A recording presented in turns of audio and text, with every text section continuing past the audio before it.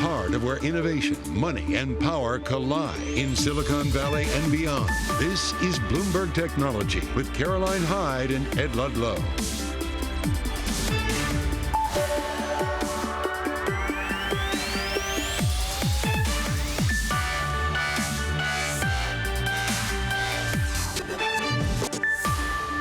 I'm Caroline Hyde at Bloomberg's world headquarters in New York. And I'm Ed Ludlow in San Francisco. This is Bloomberg Technology. Coming up, Intel. Well, it scraps that $5 billion deal for Israeli semiconductor firm Tower after failing to win approval in China. We'll break down the implications. Plus, China tech firms report earnings with Tencent missing revenue estimates amid an uncertain economy. We'll break down the results and look at why JD.com is bucking the slowdown. Speaking of slowdowns and bucking them, crypto custodian BitGo defies the broader industry pullback to raise $100 million in securing a $1.75 billion valuation. CEO Mike Welsh is going to be joining us later to discuss how and why they did it. First, though, let's check in on these markets because, look, there is a slowdown in the broader markets, just a little bit. The Nasdaq falling off by 0.5%. Most notably, the volumes are down across the board by about 20% when you're looking at the Nasdaq 100 on the S&P and the like. We're seeing just a little bit of nervousness still encapsulating what the story in China, the macro implications of what that means for the US and indeed investor sentiment more broadly. The two-year yield, though, just dipping down a little bit. Maybe you were still buying that dip. We're seeing 4.94 on the two-year at the moment. We're seeing also, though, the pound. This is still the inflation anxiety that's going to ripple through here in the US and more broadly abroad because inflation's still hot in the UK, 6.9% if you're looking at a core figure, and therefore the pound is the outperformer when you're looking at some of the key core currencies today. Moving on, one key currency when you're looking at the crypto sphere, Bitcoin off by 0.3%, but look, we still languish at about this $29,000 level, Ed. We don't seem to be able to break out of it at the moment. We're going to have another really big emphasis on China in today's show. Look at JD.com and Tencent, both with earnings, different stories, though. JD.com beat expectations. Seasonal e-commerce event drove traffic. The stock US-listed shares at least down 3%. Tencent, very different. Missed estimates. There's a lot of concern about China's economy and that read-through to Tencent, but particular weakness in its gaming offering. We're going to go to the Bloomberg team that covered earnings later in the show and go really deep on what's happening in China tech. Also relevant to China, Tesla again cutting prices in China overnight. Model S and Model X in China cut by about $10,000. Third day in a row where we've had news on Tesla doing something with pricing. The top story, though, is clear. It is Intel walking away, abandoning a deal to buy Tower Semi for $5.4 billion. The concern is the timeline and the regulatory hurdle of China that they were not able to get approved, Caro. It goes to the core of their foundry business. We're going to be talking to one of our guests about what this means for the foundry side later in the show. But you can see the impact on the market. Tower Semi clearly down more, 10%. Intel down 2.7%. By the way, Bloomberg reported this before the company confirmed it. Let's get to one of those reporters. I'm pleased to say Liana Baker is here with us. And it was a scoop, but actually maybe the market had seen it coming because Tower had been selling off for, months before this, basically. It wasn't a total surprise. It was just about catching that finale. And even when we put out the story, we were wondering what could happen if there's a Hail Mary. China's watchdog, they update their website at all hours of the night here in the U.S. So it was possible, even at the last minute, they could have approved the deal. But once it became apparent that wasn't happening, it felt worth to publish that this was dead. Liana, walk us through the mechanics and timeline of the deal, because there were multiple jurisdictional or regulatory challenges, China the main one. But Intel seemed so confident when they announced this deal that they would get it done by a deadline. They announced this deal back in February of 2022, so that was already 18 months ago. So it had really been dragging on. China is often the last regulatory hurdle that you'll see in transactions. They really have jurisdiction over so many deals that have any connection to China. So anything right now in semiconductors is really hard to touch because it's just such a black box, this regulatory watchdog in China. It's not going away. I think any deal right now in semiconductors could face similar risks. And maybe other industries. We know that there's this overarching concern about AI, about chips, when it comes to basically geopolitics at play. Does it all come down to geopolitics? Is there anything that Intel can see a silver lining in all of this from? Anything with chips, electric vehicles, AI, it's all very sensitive.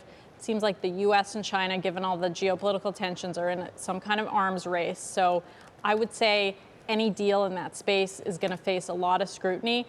Other deals that need China approval may be things in clothing and other sectors. Those are probably safe for now, and the reviews will be, more straightforward. But certainly anything in technology, it's going to be a really rough road, and traders are not going to like what happens. All right, Bloomberg's Liana Baker, who leads our deals team in New York, thank you very much. I want to get some comments from Intel CEO Pat Gelsinger. In the statement, he said, "We are executing well on our roadmap to regain transistor performance and power performance leadership by 2025, building momentum with customers and the broader ecosystem, and investing to deliver the geographically diverse and resilient manufacturing footprint the world needs." What does this mean for the foundry business? Let's bring in Daniel Newman, the Futurum Group CEO. That, for me, Dan, is the story. How does this impact Intel's big plan to become a foundry offering of choice? We have a global title prize fight right now that's going on between China and the US for semiconductor and basically global technology leadership. And we'll talk about that in a minute. But right now, you got to look at the situation for Intel and say there's a silver lining. There's nothing against Intel partnering with Tower and moving forward. The profits in the foundry space are in the leading edge. The analog and some of the specific capabilities that this would have given them would have certainly made them a full service foundry, Ed. But as I see it, there is plenty of opportunity for partnership. China is going to be incredibly complex. And as long as we continue to posture and put our microaggressions to maintain our technology leadership and push China, you can expect deals like this are never going to make it through. Well, exactly so. I mean, Caroline, Pat Gelsinger would tell me that they're super confident that Intel will become the leader again in manufacturing. One way is to get there organically, the other is to go shopping. Shopping seems to be off the table. And to that point, Dan, it's so interesting. Is shopping off the table in the US as well? We don't want to see big tech giants get ever more bigger, but then equally international, and particularly when it comes to any sort of hot topic for China. Yeah, I mean, China's going to be a problem for the U.S. for some time. And the U.S. is gaining leadership. It's the moves it's made with ASML, with EUV, and these are the leading edge process capabilities, have certainly put China on the defense. And, they've used some of the, different, components for semiconductors to hold against the U.S. But I see this move as something that's largely going to be okay for Intel.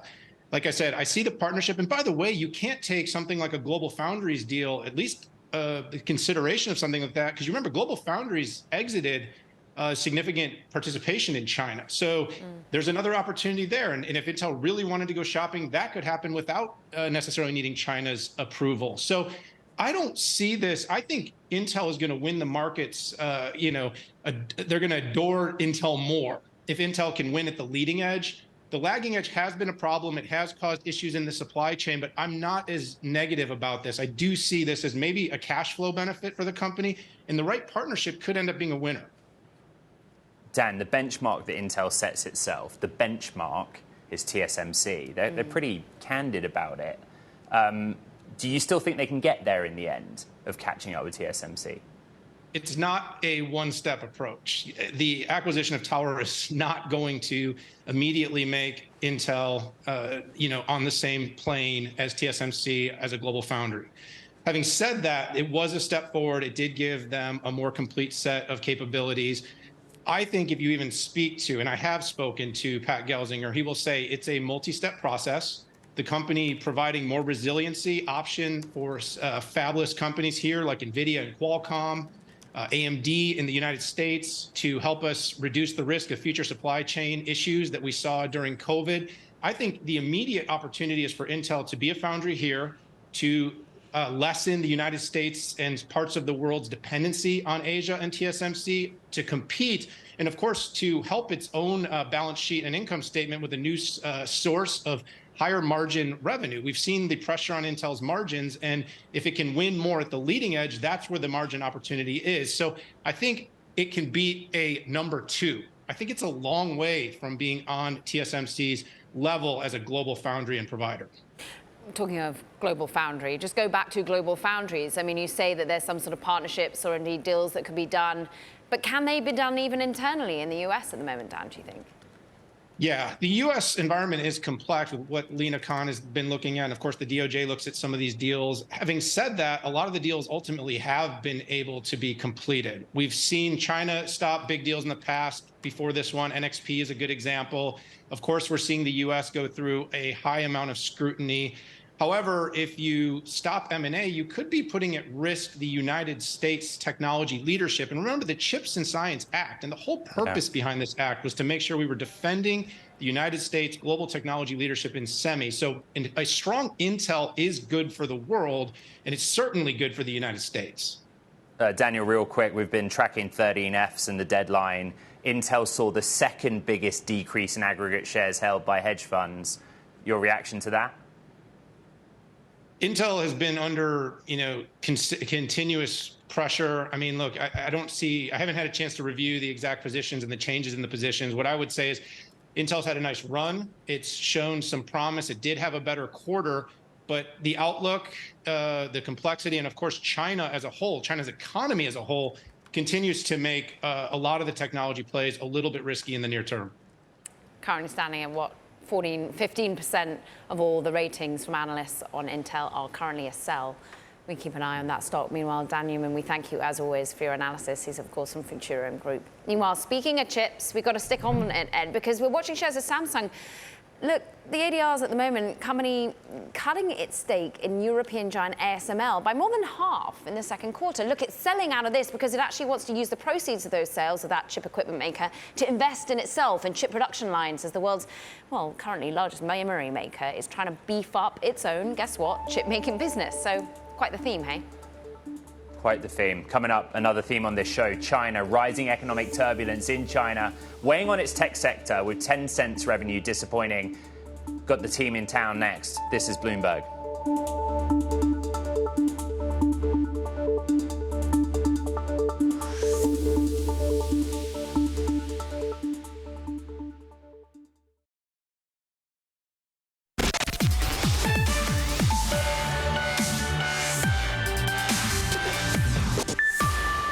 We've got to talk China because you know the rising economic turbulence currently in the country, and it's actually weakening the consumer demand, all of that weighing on some of the key tech players we keep an eye on. Tencent, for example, the giant reported revenue that missed analyst estimates.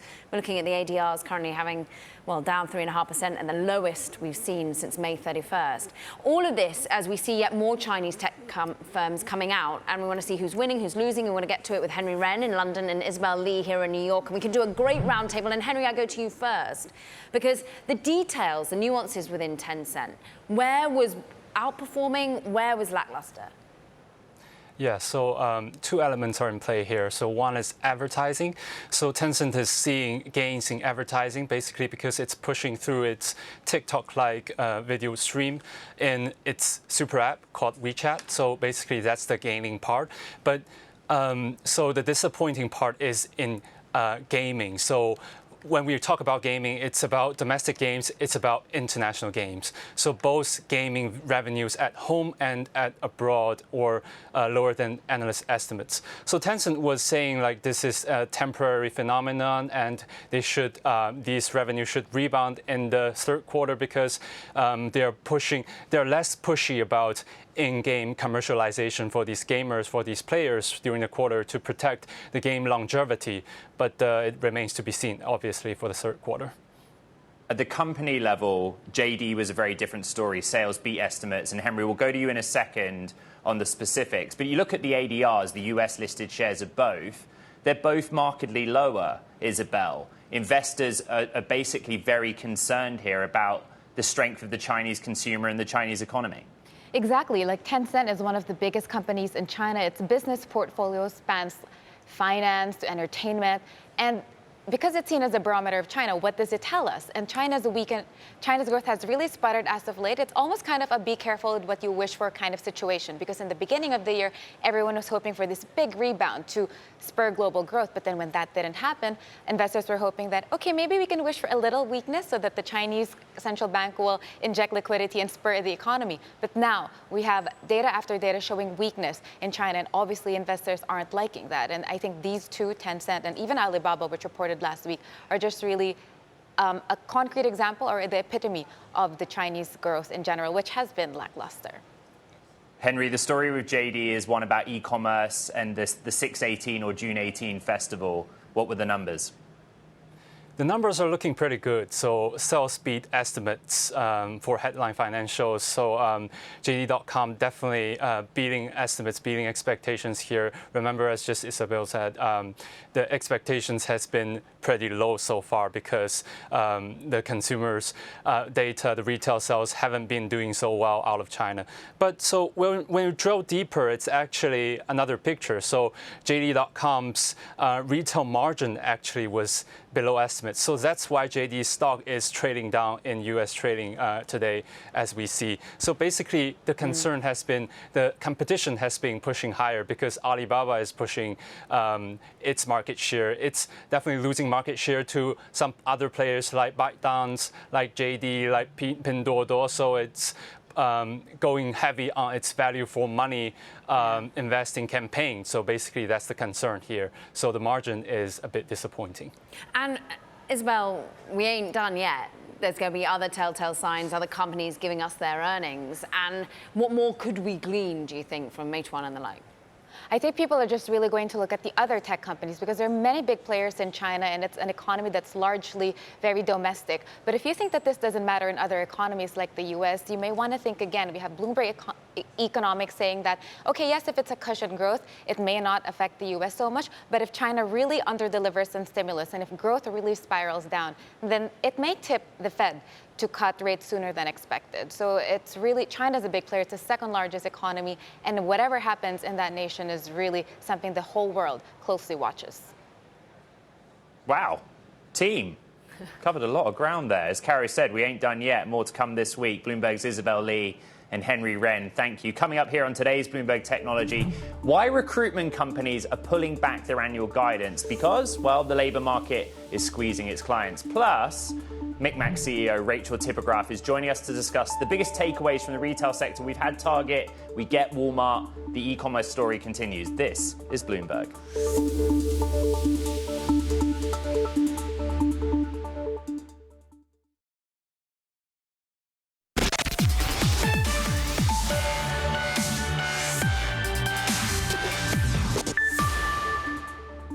All right, it's time for work shifting, where we look at the changing landscape of the labour market amid advances in technology. First up, recruitment companies are abandoning annual earnings forecasts amid a squeeze which has been spurred by a softening labour market in which employers are paying for fewer job listings. ZipRecruiter withdrew its annual guidance, citing atypical hiring patterns in the first half after cutting 20% of its own staff in May. And the owner of Indeed and Glassdoor warned it was not sure yet whether growth would return, despite expecting $500 million of annual cost savings after chopping about 2,400 jobs, including about 15% of Indeed's workforce. And in an effort to narrow the gap between operations in China and India, Foxconn will begin production for the iPhone 15 in its plant in southern India. Sources say the factory is preparing to deliver the newest devices only weeks after they start shipping from factories in China. Before the iPhone 14, Apple had only a sliver of its iPhone assembly in India, which lagged China output by 6 to 9 months. That delay was drastically reduced last year, and Apple produced 7% of its iPhones in India at the end of March. And Amazon is imposing a new fee on merchants who don't use the company's logistics services. It's a change many of these sellers consider surprising, since the US government is poised to file an antitrust lawsuit against the e-commerce giant. Thousands of third-party sellers who ship products themselves will start paying a 2% fee on each sale starting in October. That is according to documents reviewed by Bloomberg. We're going to have more on that story later in the hour. Caroline. We are. Meanwhile, look, talking of Amazon, let's drill into commerce, shall we? Because the news has been thick, it's been fast. July, the retail sales coupling in pretty strong. And today, we've had earnings from Target. Profit gain for the company. We're really trying to understand, where is the consumer? How is it shifting? How is it spending in this inflationary environment? I'm pleased to say we've got an expert for you. Rachel Tipograph is with us, founder and CEO of the e-commerce platform Micmac, who just has such a bird's-eye perspective with how, well, ultimately companies are feeling right now and how people are spending. Are you surprised by the resilience of the US consumer? I'm not, because Americans love to spend. They don't like to save. So what we're seeing play out is exactly that. You know, to quote my dear friend Sutrita Kodali, who's the lead analyst at Forrester, what we're seeing in the market is that consumers still have $500 billion still pent up from the pandemic to spend through. And they're doing it, in despite that the brands and retailers are raising prices. So what we're seeing happen in these earnings is that retailers have incredible margins right now because consumers are spending at a higher rate and they're keeping the margin. And it's interesting, isn't it? Because Target, everyone seemed to focus on, for example, their profit beaten this quarter just gone, but they look still nervous looking forward. What are e-commerce players seeing at the moment? How much are we spending of our wallet online or experientially instead? Yeah, you know, I think Target's nervous for all the right reasons. What we're seeing right now is that consumers are spending on essentials. They're spending on groceries, on alcohol, on personal care, pet care, beauty. They're not spending on non-essentials. So fashion, consumer electronics. That discretionary spend is going towards travel and dining out. So for Target, if they want to be optimistic about their future, the big question they need to answer is how are they going to beat Walmart at grocery? Exactly. That's really the name of the game right now. It's a focus on grocery to drive that habitual weekly shopping behavior. So I spotted something on that note that I think is relevant. I was going through the earnings call transcript because I love it and getting the magnifying glass out and getting clues. But they said there was a favorable mix of same-day services through the digital channel. In other words, people logging on, buying something for there and then.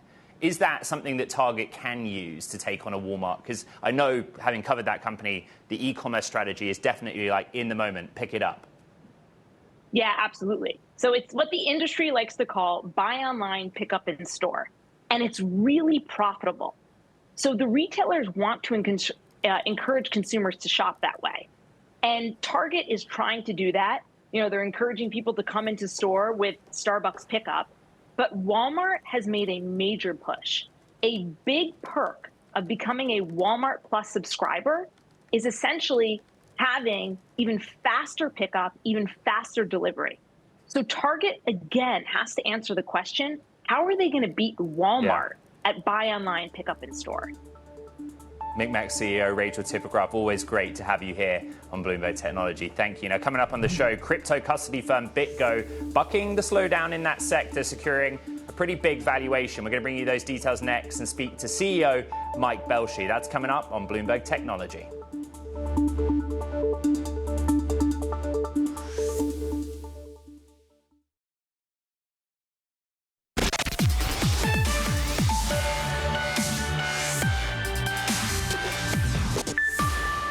Welcome back to Bloomberg Technology. I'm Caroline Hyde in New York.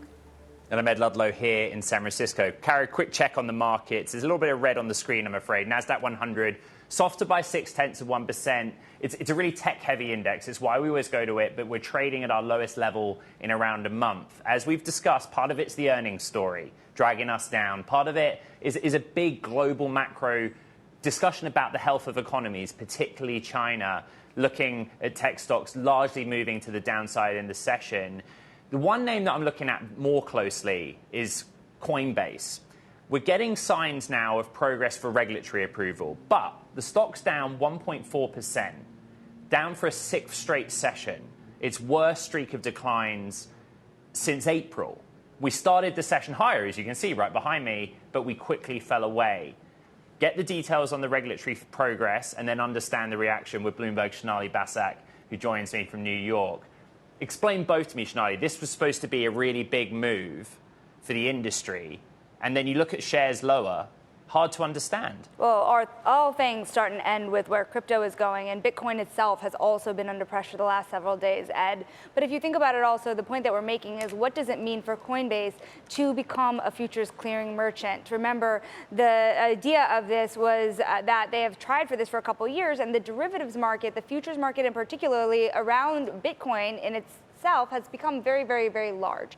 And for Coinbase to become a futures clearing merchant adds another player in a market that, as CoinFund's Chris Perkins has pointed out online, has become smaller over the years in the broader derivatives markets. For Coinbase to be doing this also makes this option more available to more retail traders and institutions, as we know that Coinbase is a large institutional product. But to the point you're making, this is not something that's going to be rolled out tomorrow. It will be offered in the coming weeks, and the performance is going to have to prove for itself. So approval to sell crypto futures in the US. In the era of tech showdowns and cage fights, there is one relationship that we do pay attention to, which is Coinbase and the SEC. Does this represent a sort of turn in the road for that relationship? Let me put it another way. Back on Wall Street, there's this view about the cage fight that exists between the SEC and the CFTC, the two big regulators on Wall Street, one kind of being housed under agriculture when it comes to Congress, and one being housed under the world of banking and finance. And so for the CFTC to move faster, it just allows more crypto products to be allowed under the wing of the CFTC rather than the SEC. But when we look at the lawsuits at the SEC and Coinbase, as well as their world in the booming landscape of ETF applications tied to Bitcoin, you look at Bloomberg Intelligence's Eric Balchunas, and he gives it a 65% chance that applications are approved by the end of the year. And the CFTC relationship, the positivity behind it, as one of the reasons why there is some optimism, even for Coinbase's very on the surface, sour relationship with the SEC. However, on the bottom line, this ability for them to be working on another part of the industry that could face approvals this year. Bloomberg's Sonali Basak, thank you very much. Caroline. Yeah, let's just stick with the world of crypto, shall we? Because crypto custody firm BitGo, guess what? It's just raised a load of money, $100 million for its Series C round that values the company, we understand, at $1.75 billion. We've got to talk about how they did it. Mike Belshe's with us, BitGo CEO. I mean, in a time where we're talking about crypto concerns and a tightening of money, you managed to raise. How? Was it all about growth, or what else did you have to prove? Well, thanks for having me. It's definitely a tough time in the markets. I think you can talk to various investors, venture folks, et cetera, and you'll hear that it's pretty brutal out there. But I think BitGo does stand apart a little bit, and it comes to kind of a nexus of four things for us. I mean, first off, everybody's talking about regulatory safety at this point, right? Certainly we have a backstop of a macro economy that is really struggling in a bunch of different ways. The last thing you want is to have your investments in crypto be on the wrong side of the regulators. So BitGo's been building around regulated custody for longer than anybody. We started this back in 2017. We have 4 trust companies around the planet today. Can I just jump in there a moment, though? Because within regulatory concerns and headwinds comes, well, a lack of clarity. Does that affect your business particularly, or is actually you're saying it's a boon for you rather than a bust? Well, the lack of clarity has mostly been centered around what the SEC considers to be securities and what is not. We were just talking about the CFTC and the SEC a moment ago, and there's a debate there. As a custodian, we can hold securities, we can hold commodities. That's not an issue for us. We are not an exchange, so we don't get hit by that part of the market. So folks that are looking to be able to participate in these asset classes can hold with BitGo and a custodian. There's literally no worry about our regulatory standing. Mike, $100 million, nice chunk of change. What are you going to use the funding for? Well, look, the business demand around the globe is continuous. We've been in this industry for over 10 years. We're a bit of a bedrock, I think, in the world today for crypto. We are expanding here in the U.S. We're expanding abroad. Like I said, we have 4 trust companies, 2 in the U.S., 2 in Europe. We've got some coming in Southeast Asia, we hope soon, as well as in the Middle East. So we hope to put that together, as well as robustify, if that's a word, for our product line, make sure that we're picking up some adjacent products and services that can really round out the service of a custodian.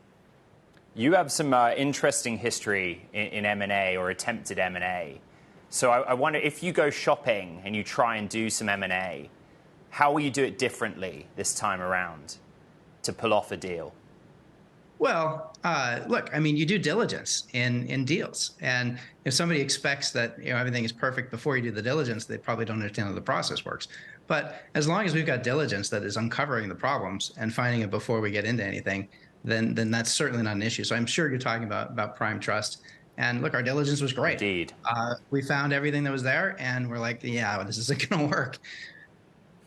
What's interesting, of course, on the M&A front was also the fact that you were going to be bought at a lower valuation that you are now, which is quite amazing considering the turbulence that we've seen since 2021 when Galaxy Digital was looking to buy you and how that unwound. How are you bringing transparency to your investors? And can you bring us a little bit of transparency of your investors? Because you haven't said who they are, but you've had the OGs of Pantera backing you before, and then Goldman, other institutions. Is it people who are crypto native who want to invest in you, or is it other institutions around the world? Well, certainly we've seen investment interest from kind of all segments. So Goldman Sachs has been an investor for quite some time as well. With relation to Galaxy, they're still an investor also. Back in 2021, when we coined that deal or signed that deal, it would have made great strategic sense. We were trying to bring together some of the best of Wall Street and the best of technology and crypto with what BitGo had. Look, the SEC wasn't ready to help Galaxy be public in the United States. They're a Canadian listed company. They're not US listed. And the SEC is still struggling about how to have U.S. public companies. So Coinbase got through the door, a little bit before the current administration. Now, that's locked up, and there's been no crypto companies through the SEC recently. As that turns, BitGo will be here. We'll be a lot bigger. I'm very excited about the opportunity we have going forward. Sure, we had liked the Galaxy deal at the time that we signed it. Times have changed. We've grown a lot. We've expanded in market share pretty much across all segments. I think Galaxy's got its own struggles. Wish them very well, but we're happy to be running it on our own, and we're in good shape. Mike, I want to stick with Caroline's question. $100 million round, $1.75 billion valuation, entirely new investors in the round. So who are they? Well, we haven't revealed that yet, so we'll reveal it when it makes sense for us. I'm giving you the opportunity to do that now, Mike. Thank you. I appreciate it. We'll get back to that. But look, it's all good investors. They're outside investors. They're new. You'll recognize some of the brand names, and when it makes sense for us to do so business-wise, we will absolutely share. Is there an element, though, that you're seeing global interest in your company? Is it largely US interest? How has that changed given the regulatory environment? This is both international and US investors. Look, I think the regulatory landscape, we talk about the US version of it like all the time. But every regulator in every country, every region is looking at how to deal with digital assets right now. And they're coming up with similar but often different answers. So we suddenly find ourselves in a world where we have to be able to meet each of those. And it's going to be an interesting challenge. BitGo's prepared for it, that if each regulator requires custody on the ground in their country, it's a little bit odd and unusual. And I think we're going to have kind of a wave of sorting out of the base, what are the right regulations. And there's going to be some normalization, some differences, but there's a lot of work that's going on abroad. And we absolutely want to hit that. We think there's going to be more growth outside the US than inside the US, unfortunately. The US still looks to be dragging the markets, frankly, by not getting ahead on the regulatory front. Well, we thank you for talking us through this deal, the regulatory environment, how you're managing to raise, and of course, with your experience having been with Google Chrome and then building BitGo. It's great to have you on the show. Thanks so much, Mike Belshie of BitGo there. Meanwhile, coming up, got to talk now, quantum computing. We are geeking out, friends. Phasecraft is going to be with us. It's a tech startup. It's just raised, just $16 million, but it's all about developing quantum algorithms. We're going to dive into why that is important. This is Bloomberg Technology.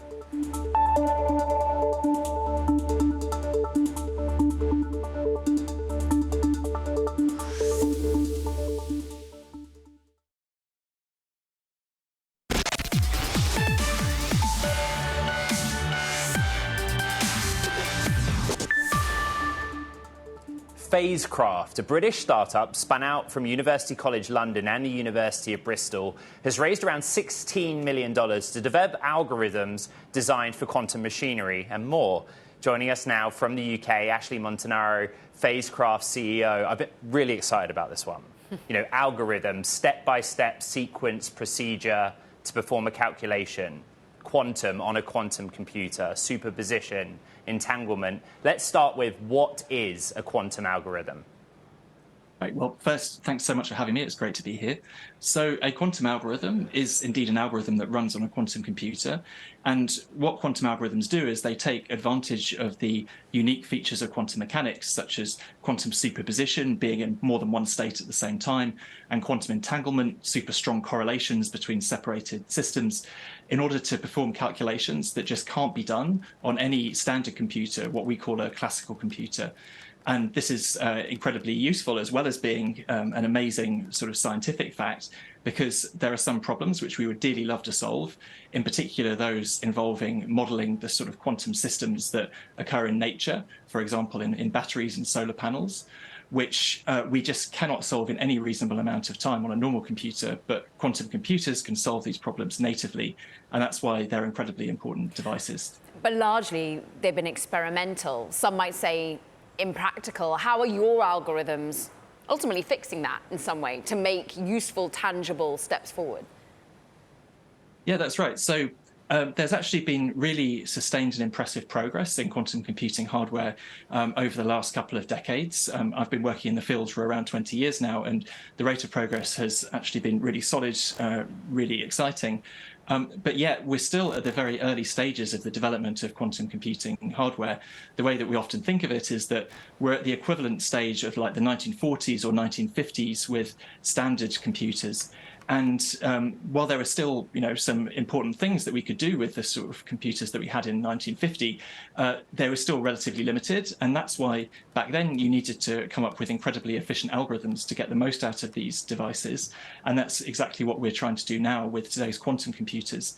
So we're developing the algorithms which cut down the resource requirements for the quantum computers absolutely dramatically by factors of perhaps 1 million or more to enable us to really solve useful problems on the sort of machines we have now or we might have in the next few years' time. Ashley, what are your resource requirements? What will you use the money raised to do? Right, so we're still very much at the R&D stage of quantum computing, quantum algorithms design right now. And that's what we're going to be doing over the next few years as we push towards this point that people call quantum advantage. So quantum computing outperforming classical computing for a problem of genuine practical interest. So we'll be using the funding that we've received at this latest funding round in order to build our amazing R&D team to really make these algorithmic improvements and breakthroughs that are going to get us to this point of quantum advantage. And you talk about material discovery, climate, and you were mentioning solar, for example. I'm interested, Ashley, as to how the UK sits in all of this. We've got a tug of war. Who's got the most AI prowess at the moment? Who's got the most quantum prowess? Is there a lot of technical talent over there in the UK? Right, so the UK is a great place to do quantum computing and to have a quantum startup. The UK government has been supporting quantum computing very extensively over many years, first with academic research funding and more recently also with support for the industrial sector as well. You may have seen it was recently announced that the next phase of the UK quantum technology programme will be £2.5 billion, which is pretty substantial. There are other countries in the world which are also great places to do quantum computing, the US, Canada, for example. But the UK, I think, is also very, very strong. And this is reflected in the fact that there are around 40 quantum startups in the UK, which is a very impressive number. Ashley, your field is broadly caught in the US technology export restrictions to China. Do you worry about that, your ability to work with China or the future of your offering going into the Chinese market? So, firstly, I would say, these export controls or potential export controls in the future, sometimes these are implemented by governments for a variety of reasons. The only points I'd make about China in particular are firstly that there has been really impressive progress on the Chinese quantum hardware developments in the last few years. They've gone from essentially a standing start to being one of the top quantum hardware players in the world, which is seriously impressive. And I'd also say that really the field of quantum computing has been marked by a very high degree of international cooperation in the past, and I'm hopeful that this will continue as long as is possible. Ashley, great to speak with you. Thank you very much indeed, Ashley Montanaro. From Phasecraft, CEO, co-founder on their raise and what they're going to use the money for. From London, from New York, from San Francisco, we're going to talk UK football in a minute. This is Bloomberg Technology.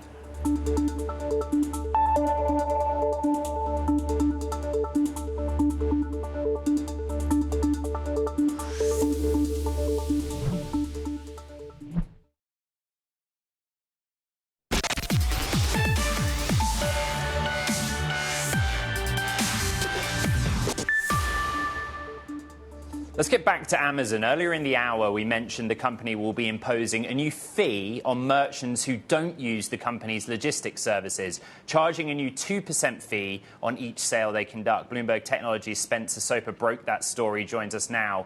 Timely reporting in the antitrust context, but explain this one. Yeah, so this new fee will apply to sellers who use what's called seller-fulfilled Prime.